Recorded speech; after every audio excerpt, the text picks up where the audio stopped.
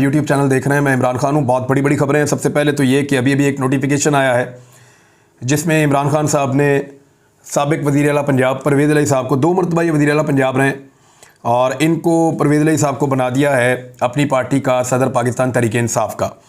मैं अभी इसके बारे में कुछ कहूँगा नहीं, क्योंकि इस वक्त पाकिस्तान तहरीक-ए-इंसाफ़ जो है उसकी पॉपुलैरिटी बहुत ज़्यादा है पाकिस्तान में, और इस वक्त इमरान खान साहब इलेक्शन जीतने जा रहे हैं और उन्हें लगता है कि वो इलेक्शन हारेंगे नहीं।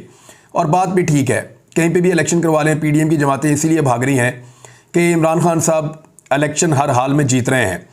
इस वक्त ये बात किसी को समझ नहीं आएगी, लेकिन वक्त ये बात साबित करेगा कि यहाँ इमरान खान साहब ने अपनी मकबूलियत के ज़ोम में एक गलती की है, और ये गलती सामने भी आएगी। परवेज़ इलाही साहब क्या हैं, कौन है, इसको इमरान खान साहब बेहतर अंदाज में जानते हैं। बहरहाल परवेज़ इलाही साहब के लिए एक बेहतरीन फ़ैसला है, और परवेज़ इलाही साहब या चौधरी ख़ानदान के लिए ये एक ऐसी सीट है या एक ऐसी मकबूल चीज़ है जिसकी उन्हें ज़रूरत थी। और एक ऐसी पार्टी जो इस वक्त पाकिस्तान की सबसे मकबूल पॉलिटिकल पार्टी है, उसका सदर का ओहदा मिलने पर परवेज़ इलाही साहब को वाकई मुबारकबाद मिलनी चाहिए। लेकिन क्या पाकिस्तान तहरीक-ए-इंसाफ़ ये डिज़र्व करती थी? इससे पहले एक फ़ैसला उस्मान बुज़दार का था, जिसके बारे में तमाम पाकिस्तान बार बार कहता रहा कि इमरान खान साहब का ये फ़ैसला ठीक नहीं था, लेकिन इमरान खान साहब अपने उस फैसले पर डटे रहे। अभी उन्होंने एक फ़ैसला और किया है, लेकिन इस वक्त किसी को समझ नहीं आएगी, और मैं इस पर अभी बात करना नहीं चाहता। मेरे पास बहुत कुछ है कहने के लिए और बहुत सारी चीज़ें हैं बेशुमार, लेकिन इसको यहाँ छोड़ देते हैं और वक्त पे छोड़ते हैं। जब वक्त आएगा तो पता चल जाएगा। ये मेरा इतना सा क्लिप आप संभाल के रखिएगा, और अगर किसी को कोई चीज़ जाननी है तो मेरे से रब्ता कर सकता है।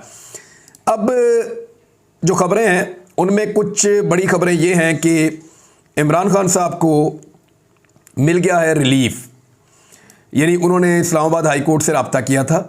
इस्लामाबाद हाई कोर्ट के कुछ कमेंट्स ऐसे थे जिन पे सारा दिन सोशल मीडिया पे बातचीत होती रही। जब ये बताया गया जज साहब को, चीफ जस्टिस जनाब मोहतरम इस्लामाबाद हाई कोर्ट को ये बताया गया कि इमरान खान साहब की जान ख़तरे में है, तो एक कमेंट उनका आया कि जान तो सबने अल्लाह ताला को देनी है और अल्लाह ताला की अमानत है। तो उसके बाद बहुत सारे लोगों ने कमेंट किया तो फिर तो सबको अपनी सिक्योरिटी छोड़ देनी चाहिए और अपनी हिफाजत का बंदोबस्त नहीं करना चाहिए। देखिए, इमरान खान वो लीडर है जिसके बारे में अदालत को भी ये बात जाननी पड़ेगी कि उनकी जान ख़तरे में है। उनके ऊपर पहले हमला हो चुका है, उनके ऊपर गोलियां चल चुकी हैं।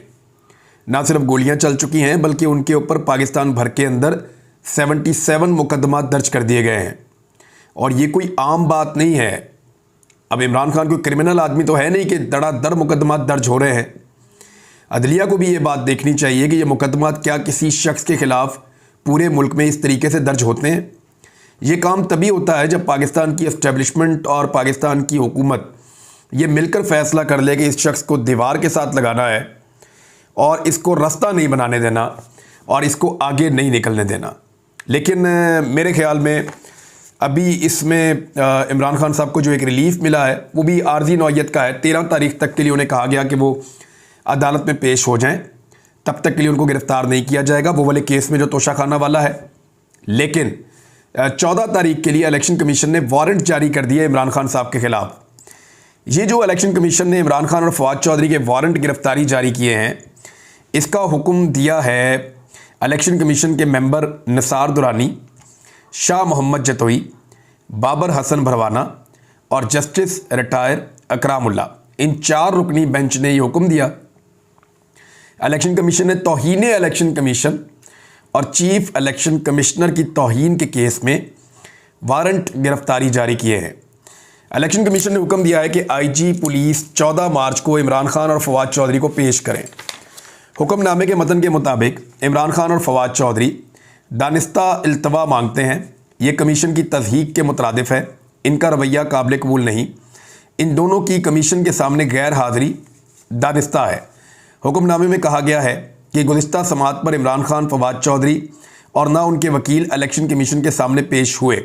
अब वो 14 तारीख रखने का मतलब ये है कि इमरान खान साहब 13 तारीख को इस्लामाबाद आएँ और इमरान खान साहब को गिरफ़्तार कर लिया जाए और 14 तारीख को उनको फिर पेश किया जाए इलेक्शन कमीशन के सामने। लेकिन जब एक मरतबा इमरान खान साहब गिरफ़्तार हो जाएंगे तो फिर FIR पे FIR दर्ज होती चली जाएंगी, और जितनी ज़्यादा FIR दर्ज होंगी उतनी देर तक इमरान खान साहब को अंदर रखने में मदद मिलेगी। अब ये भी एक खेल खेला जा सकता है, लेकिन ये काबिल ज़मानत है। एक तो इसमें इमरान खान साहब जमानत करवा सकते हैं, और दूसरा मैं एक फैक्ट आपके सामने रख देता हूं कि सेक्शन 10 के तहत जो है वो एक तौहीन अदालत का एक इख्तियार इलेक्शन कमीशन ऑफ पाकिस्तान के पास है, लेकिन उसको भी वकला ने लाहौर हाई कोर्ट में चैलेंज किया हुआ है, और इस मामले में लाहौर हाई कोर्ट में एक लार्जर बेंच भी बन चुका हुआ है। तो ये मामला इस वक्त सब जुडिस है। इलेक्शन कमीशन ऑफ पाकिस्तान के बारे में बार बार सुप्रीम कोर्ट ऑफ पाकिस्तान कुछ बातें बता चुकी है। एक ये बता चुकी है कि इलेक्शन कमीशन ना तो अदालत है, और दूसरा ना तो वो ट्रिब्यूनल है। अगर कोई ट्रिब्यूनल बनता है तो उसके अंदर कोई जज शामिल किए जाते हैं। इलेक्शन कमीशन खुद से कोई अदालत का इख्तियार इस्तेमाल नहीं कर सकता। इलेक्शन कमीशन के लिए ये मुमकिन नहीं है। और अभी एक जिसमें इमरान खान साहब को तोशाखाना केस में नाअहल करार दिया था, जस्टिस जनाब शाहिद करीम साहब का एक फ़ैसला आया है कि इलेक्शन कमीशन नाअहल भी नहीं कर सकता, उसके पास ये इख्तियार भी नहीं है। ये इख्तियारात अदालतों के पास हैं। इलेक्शन कमीशन सिर्फ मामलात को रेफ़र कर सकता है। इस पर फवाद चौधरी साहब ने रद्द-ए-अमल दिया और उन्होंने कहा कि इलेक्शन कमीशन का आर्डर लाहौर हाई कोर्ट के लिए अहकामात की खिलाफ वर्जी है। इलेक्शन कमीशन को तौहीन अदालत में हाई कोर्ट में तलब करवाएंगे। अब आज जब इलेक्शन कमीशन इकट्ठा हुआ तो ऐसा लग रहा था कि वो पंजाब के इंतखाबात का शेड्यूल जारी करेंगे, लेकिन अभी तक जब मैं ये वीलॉग रिकॉर्ड कर रहा हूँ, इंतखाबात का शेड्यूल जारी नहीं किया गया। ख़ुसूसन पंजाब के इंतखाबात का शेड्यूल जारी किया जाना था, 54 दिन बाकी रह गए हैं। 54 दिन का स्केड्यूल होता है, वो जारी नहीं किया गया, बल्कि जारी क्या किया गया, वारंट गिरफ्तारी। इससे आप अंदाज़ा कर सकते हैं कि पाकिस्तान के ताकतवर हल्के इलेक्शन से कितने खौफजदा हैं, और अभी तक उनका इंतखाबात करवाने का किसी किस्म का इरादा दिखाई नहीं देता। वो कुछ भी करेंगे, पाकिस्तान को इंतखाबात के अंदर नहीं जाने देंगे। दूसरी जानिब जो सर्वेज नए आए हैं उन्होंने भी टलियां खड़का दी हैं और परेशानी पैदा कर दी है। इमरान खान ने डोमिनेट किया है गैलप सर्वे के मुताबिक तमाम पाकिस्तान के लीडर्स को डबल की कैपेसिटी के साथ, यानी जिन लीडर्स के बारे में पाकिस्तानियों की बेहतर राय है उनमें नंबर 1 पे इमरान खान साहब हैं, जिनके बारे में 61% पाकिस्तानियों की राय है। लेकिन जब आप इंतखाबात में जाएंगे तो ये कन्वर्ट हो जाएगी 2/3 मेजॉरिटी से ज़्यादा, इसलिए कि हर जगह पे ऐसी राय है। और हर इलेक्शन में अगर वो यूँ जीतते चले जाएंगे, हर हल्के के अंदर ये राय आएगी, तो इमरान खान साहब सारे हल्के जीतते चले जाएंगे। क्लीन स्वीप वाली एक पोजीशन बनी हुई है जिससे सब डरे हुए हैं, सहमे हुए हैं। जरदारी साहब तशरीफ़ लेकर गए विहाड़ी। हम ये समझे कि विहाड़ी के अंदर बहुत बड़े इजलास होंगे, बहुत सारे लोग मिलने के लिए आएंगे, तो जो इंपॉर्टेंट लोग हैं चंद जरदारी साहब के अपने लोगों के अलावा वो उनको मिलने भी नहीं आए। बल्कि इस मौका पर पाकिस्तान पीपल्स पार्टी के लोगों ने, कुछ ने परवेज़ इलाही के साथ हाथ मिला लिया कि आप जा रहे हैं पीटीआई के सदर बनने, हमें अपने साथ रख लें आप, और हम आपके साथ शामिल हो जाते हैं और हमें वहाँ से पीपल्स पार्टी से हमारी जान छुड़वा दें। अब जरदारी साहब का ये वक्त आ गया है कि जब वो जनूबी पंजाब में आते हैं तो जनूबी पंजाब से पीपल्स पार्टी के लोग छोड़कर पाकिस्तान तहरीक इंसाफ में शमूलियत इख्तियार कर रहे होते हैं। ये आसिफ अली जरदारी साहब की बदकिस्मती है। 200-300 लोगों से उन्होंने खिताब किया बमुश्किल, और गुस्सा उनके खिताब के अंदर नज़र आ रहा था। बड़ी फ्रस्ट्रेशन है जरदारी साहब को, क्योंकि हालात उनके लिए भी बहुत पतले हो गए। उन्हें लग रहा था कि शायद सारी गालियाँ PMLN को पड़ेंगी, लेकिन लोग आसिफ अली जरदारी को बराबर का जिम्मेदार समझते हैं। नवाज शरीफ की मकबूलियत 36 है, बिलावल की भी 36 है, यानी ये हालत हो गई कि बिलावल और नवाज शरीफ एक बराबर आ गए, बाकी सारे इसके बाद नीचे आते हैं। फजल रहमान साहब तो बहुत ही कम है, इमरान खान साहब से आधे भी नहीं हैं। तो इस वक्त ये एक गैलप सर्वे हुआ है पाकिस्तान में, और इसके नताइज भी बाकी सर्वे से मिलते जुलते हैं कि ज़्यादा पाकिस्तानी ये समझते हैं कि PDM की हुकूमत महंगाई के लिए ज़िम्मेदार है, बहुत थोड़े इमरान खान को ज़िम्मेदार समझते हैं। ज़्यादा पाकिस्तानी ये समझते हैं कि इंतखाबात में जाना चाहिए फौरी तौर पे, बहुत कम ये समझते हैं कि अभी इंतखाबात ना करवाए जाएं। तो ज़्यादा पाकिस्तानियों का मतलब ये है कि जमहूरियत है ना पाकिस्तान में, तो जमहूर की आवाज़ सुनी जाए तो पाकिस्तान में इंतखाबात होने चाहिए। कामरान खान साहब ने एक खबर दी, उस खबर के मुताबिक आर्मी चीफ जनाब आसिम मुनीर साहब ने मुलाकात की है पाकिस्तान के टॉप बिजनेस कम्युनिटी के लोगों से। अच्छा, इसमें एक बात याद रखिएगा कि बाज़ औक़ात बिजनेस कम्युनिटी के लोग खुद चाहते हैं कि वो आर्मी चीफ से मिले। वजह यह है कि पाकिस्तान के अंदर सारे सियाह सफ़ेद के मालिक ही पाकिस्तान के ये इदारे होते हैं, ताकतवर लोग होते हैं, एस्टेब्लिशमेंट होती है, या ख़ास तौर पे आर्मी चीफ सबसे इंपॉर्टेंट आदमी होता है। तो लोगों का कॉन्फिडेंस जब ख़राब हो जाता है या लोगों को लगता है कि हालात बहुत बिगड़ रहे हैं, तो वो चाहते हैं कि तगड़ा बंदा आके हमें जवाब दे। वज़ीर आज़म को तो समझते ही कुछ नहीं पाकिस्तान में, और ना कभी वज़ीर आज़म को वज़ीर आज़म बनने दिया गया है। जनरल बाजवा ने भी जब शुरुआत की थी और आगाज़ किया था अपनी इस किस्म की एक्टिविटीज़ का, तो जनरल बाजवा पहले जाकर बिजनेस कम्युनिटी से मिला करते थे। जनरल याया ने भी बिजनेस कम्युनिटी के साथ मुलाकातें की थी, जिस पे उस दौर में भी खबरें छपी थी, और सब लोग ऐसे ही करते हैं। लेकिन जनरल आसिम मुनीर साहब ने जो मुलाकात की उसके अंदर कुछ इंकशाफात हैं जो कामरान खान साहब ने किए। उन्होंने कहा कि जनरल साहब ने ये पैगाम भिजवाया सदर पाकिस्तान के ज़रिए से इमरान खान साहब को कि शहबाज शरीफ साहब से आपकी मुलाकात करवा देते हैं, और दूसरी जानिब इमरान खान साहब की जानिब से पैगाम आया कि नहीं जी आप मिल लें मेरे से। तो उन्होंने कहा जी मैं नहीं मिलता और मैं सियासी मामलात में नहीं आता। तो अब मामला ये है कि एक तो आसिम मुनीर साहब की जो मुलाकात है ये तो फाइनेंस मिनिस्टर के करने के काम है कि वो बिज़नेस कम्युनिटी से मिले, लेकिन क्योंकि पाकिस्तान के अंदर ये एक पुरानी रवायत रही है कि आर्मी चीफ जो है वो बड़ा अहम रोल होता है उनका, लॉ एंड ऑर्डर का हो जाए और बहुत सारी चीज़ें हैं, इकॉनमी का हो जाए, फॉरेन पॉलिसी का हो जाए, दाखिली मामलात का हो जाए, जिसके अंदर आईनी नुक्ता नज़र से आर्मी चीफ का कुछ लेना देना नहीं है, लेकिन लोग उनकी तरफ देख रहे होते हैं कि 70 साल की तारीख ही ये है, 70 साल से कंट्रोल है। तो अब आर्मी चीफ की एक तो ये मुलाकात जो है ये उनके आईनी नुक्ता नज़र से जो उनका रोल है उससे बाहर है। बहुत सारे लोग ये बात कर रहे हैं, सोशल मीडिया भरा पड़ा है इस बात से, लोग ये गिला कर रहे हैं। दूसरी जानिब आर्मी चीफ का ये कहना कि वो सियासत में रोल प्ले नहीं करना चाहते, और साथ में ये भी कहना कि वो सियासत में सहूलतकारी करवाना चाह रहे हैं शहबाज शरीफ और इमरान खान की मुलाकात करवा के। ये एक तरफ वो कह रहे हैं मैं ये नहीं करना चाहता, और एक तरफ वो ये करना भी चाह रहे हैं। तो ये दो बातें एक साथ कुछ समझ नहीं आ रही, और ये कामरान खान साहब क्लेम कर रहे हैं। आर्मी चीफ या DGISPR उसके ऊपर कोई एक स्टेटमेंट दे के इसको निगेट कर सकते हैं या इसको गलत करार दे सकते हैं, मुमकिन है कि वो ऐसी कोई बात करें। हाँ, लेकिन ये है कि PTI का इस पे जवाब आ गया है। इस पे फवाद चौधरी साहब का रिएक्शन ये है कि chairman Imran Khan has never made any request to meet army chief और any of his representatives. Likewise, President has never approached Chairman Pakistan Tehreek-e-Insaf with any suggestion of Army Chief for meeting Shehbaz Sharif.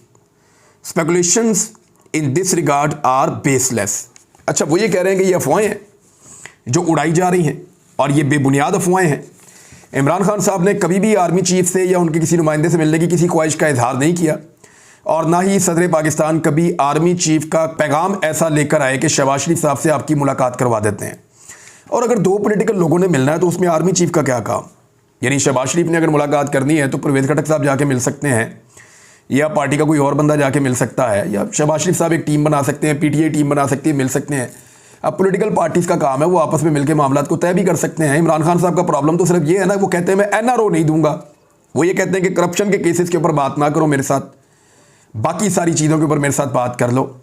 अब NRO ना देने की बात इमरान खान साहब करते हैं, specifically जो PMLN और पीपल्स पार्टी के लोग हैं उनके खिलाफ वो ये बात करते हैं कि उनको NRO मैं नहीं दूंगा। अब इस मामले में ये डिनाया आ गया पाकिस्तान तहरीक-ए-इंसाफ की जानिब से, और ख़बर आ गई बिज़नेस कम्युनिटी की जानिब से। लेकिन जो मेन फरीक हैं जिनसे ये बयान मंसूब है वो पाकिस्तान के आर्मी चीफ हैं। अब देखते ये हैं कि DGISPR इसके ऊपर क्या स्टेटमेंट जारी करते हैं और क्या ऐसी कोई बात हुई है या नहीं हुई। वो कोई सियासी रोल प्ले करना चाहते हैं या वो सियासी रोल प्ले नहीं करना चाहते। दूसरी जानिब एक और बड़ी इंपॉर्टेंट खबर यह है कि इंसदाद दहशतगर्दी की अदालत ने वज़ीर दाखिला के नाकाबिले ज़मानत वारंट गिरफ्तारी जारी कर दिए हैं। गुजरावाला में इंसदाद दहशतगर्दी की खसूसी अदालत ने राणा सनाउल्लाह के खिलाफ थाना इंडस्ट्रियल एरिया गुजरात के मुकदमे की समाअत की। वफाकी वज़ीर दाखिला राणा सनाउल्लाह पेश नहीं हुए। उनके वकला ने हाज़िरी की माफ़ी की दरख्वास्त दायर करते हुए कहा कि हुकूमती उमूर की वजह से राणा सनाउल्लाह आज अदालत में पेश नहीं हो सकेंगे, आइंदा पेशी पे हाजिर हो जाएंगे। इंसदाद दहशतगर्दी की अदालत ने केस का फैसला सुनाते हुए राणा सनाउल्लाह के नाकाबिले ज़मानत वारंट गिरफ्तारी जारी कर दिए और DPA गुजरात को राणा सनाउल्लाह को 28 मार्च को गिरफ्तार करके पेश करने का हुक्म जारी कर दिया है। टाइम काफ़ी मिल गया राणा सनाउल्लाह साहब को 28 मार्च तक का, जबकि इमरान खान साहब को इतना टाइम अदालतों से नहीं मिल रहा। लेकिन अच्छी बात है, राणा सनाउल्लाह साहब को टाइम मिल गया। वो वज़ीर दाखिला भी हैं पाकिस्तान के, और इस वक्त एस्टेब्लिशमेंट का हाथ राणा सनाउल्लाह साहब के सर पे है। लेकिन मुईद पीरज़ादा की खबर के बाद मेरा मशवरा यही है कि राणा सनाउल्लाह साहब को चाहिए कि वो अपनी हिफाजत का बंदोबस्त करें, क्योंकि जिनके हाथों में वो खेल रहे हैं या जिनको वो इस्तेमाल कर रहे हैं और वो राणा साहब को इस्तेमाल कर रहे हैं, इनका कोई पता नहीं। ये अपने मफाद के लिए राणा साहब को जो है वो वाकई में मुईद पीरज़ादा के बकौल वो फड़काया जा सकता है। तो राणा साहब को एहतियात करनी चाहिए और अपनी बचत करनी चाहिए। थोड़ा सा पहले आपको याद होगा शहबाज शरीफ साहब ने बड़ी बगलें बजाई थी और बड़ा रोला डाला हुआ था पाकिस्तान के अंदर कि इतना पैसा पाकिस्तान में आ रहा है, हमने डोनर कॉन्फ्रेंस कर दी, हमें बहुत पैसा मिल गया, जितना लेने गए थे उससे ज़्यादा लोगों ने इमदाद दे दी, लेकिन नहीं मिली।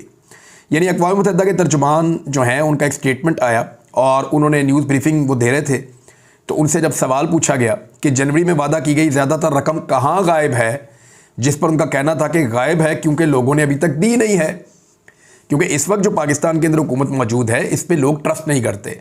एक तो मैंने आपको पहले बताया था कि जो रकम वादा की गई थी उसमें ज़्यादातर रकम कर्जा थी, वो कर्जे की मद में दी जा रही थी और प्रोजेक्ट्स की मद में दी जा रही थी कि कर्जा भी दिया जाएगा, वो प्रोजेक्ट्स होंगे जो वही मुल्क अप्रूव करेंगे और उन्हीं के ज़रिए से आकर वो पैसा पाकिस्तान में लगेगा। दूसरी जानिब जो बाकी इमदाद थी वो भी प्रोजेक्ट की मद में थी। अब उसमें से ज़्यादातर मुल्क जो है उन्होंने अनाउंसमेंट तो कर दी, बिल्कुल वैसे ही जैसे पाकिस्तान के सियासतदान अवाम को बहुत कुछ देने के लिए अनाउंसमेंट करते हैं लेकिन बाद में वादे पूरे नहीं करते, इसी तरह वादा तो कर दिया गया बड़े बड़े मुल्कों की जानिब से कि पाकिस्तान की वो मदद करेंगे, लेकिन पाकिस्तान को इमदाद की वो रकम दी नहीं गई। वादे किए गए थे लेकिन उस वक्त जितने के इश्तिहार लगाए गए थे ना पाकिस्तान में, लगता है अभी तक उतने पैसे भी पाकिस्तान को वसूल नहीं हो सके हैं। उधर एक और इंटरेस्टिंग चीज़ मैं आपको बताता हूँ, फवाद चौधरी पे और शाह महमूद कुरैशी साहब के खिलाफ एक और मुकदमा दर्ज कर लिया गया है और मुकदमा जो है वो मोहम्मद वसीम सब इंस्पेक्टर है उसकी मुद्दईयत के अंदर दर्ज किया गया है। 373 नंबर है मुकदमे का। मुकदमा बड़ा मज़ेदार है। इस मुकदमे में यह है कि ये दोनों बाहर आके प्रेस कॉन्फ्रेंस कर रहे थे। इनकी प्रेस कॉन्फ्रेंस की वजह से रोड जो है उसमें खलल पैदा हो गया ट्रैफिक में। बात यह है कि वहाँ पिछले 3-4 महीने से मीडिया ऐसे ही मौजूद है और जहाँ पे छोटा मोटा इवेंट होता है वहाँ पे मीडिया मौजूद होता है, मीडिया की DSNGs गाड़ियाँ आके लगती हैं तो रोड तो ब्लॉक होता है, लेकिन आज तक कभी हमने इस तरह का पर्चा होता हुआ नहीं देखा। लेकिन यहाँ पे ये मुकदमा दर्ज किया गया और मुझे लगता है कि अगली मरतबा इस बात पे भी मुकदमा दर्ज किया जाएगा कि ये छत पे चढ़े हुए थे, हमें घूर रहे थे। फिर उसके बाद मुकदमा दर्ज किया हुआ था इस आदमी ने नाश्ते में 2 अंडे खा लिए, इसको 1 खाना था।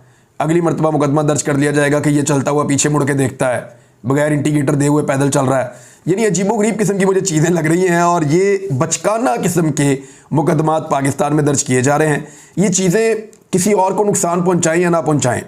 देखिए Mohsin Naqvi he is no one, Shahbaz Sharif ये लोग भी सियासत आज कर रहे हैं, कल नहीं होंगे। और PDM की जमातें जो हैं ये कहीं ना कहीं अपनी इज्जत बहाल कर लेती हैं, पब्लिक के अंदर रहती हैं, लेकिन इसका खुमियादा पाकिस्तान की एस्टेब्लिशमेंट को और पाकिस्तान के उन इदारों को भुगतना पड़ेगा जो इस गंदे खेल के अंदर अपने आप को गंदे से गंदा करते चले जा रहे हैं। अब तक के लिए इतनी, अपना ख्याल रखिएगा, अपने चैनल का भी। अल्लाह हाफ़िज़।